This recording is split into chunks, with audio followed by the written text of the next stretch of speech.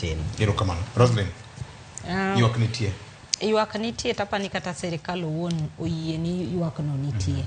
Nikech ineno ka dweni kancho chako ni neno ka CS mar agriculture Mithika Linturi owuon kane ni Voi nowacho ni wadhi bedo gi crisis nikech demand ni malo to supply tin.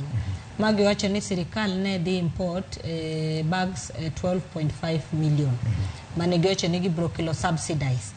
To mana giminjo kaka nowacho kani shida mantie en mibadhi.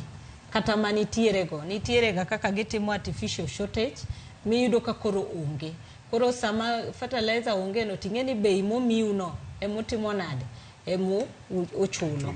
Serikal ni kano obiro achiel kuom pila mag Kenya Kwanza mane William Ruto siko kawacho ne wacho ni food security manyiso ni increased production.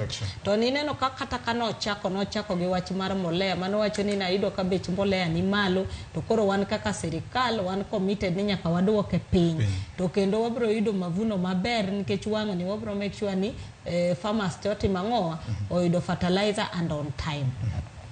Gima keno chako wacho mane ineno ka ochako wuok kendo ne en wach mar mbolea ni to be nitiere research mitimo mar lowo. Nikech niyudo ka serikal maybe dhi kelo mbolea achiel. Mbolea ni kidhi keto uyo makuchucho gi black cotton soil. Ben gi mbolea madhi konyo wadier kosito chiwa nikech iti mangoa ichiwe.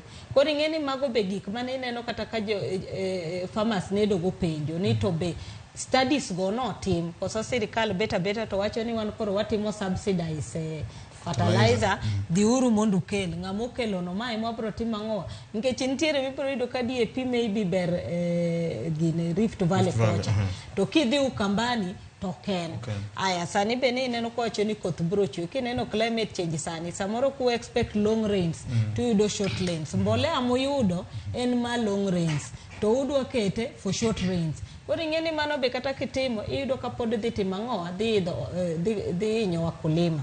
Kata sani neno mbolea ma serikal wacho ni important ja Kenya matimo pur okia ni mbolea mane matimo ang'owa mabiro. Manyiso ni yoyote mobiro ne manyaka timo ang'owa ikaw. Koro jowa be nyaka ing'eni to soil mane ma intiere godo kata kidhi kawo mbolea michiwo en madhi hinyo chamni kose en madhi timo ang'owa madhi kon. Erokamano. Fred, pur en liumbru mar yuto mar piny Kenya.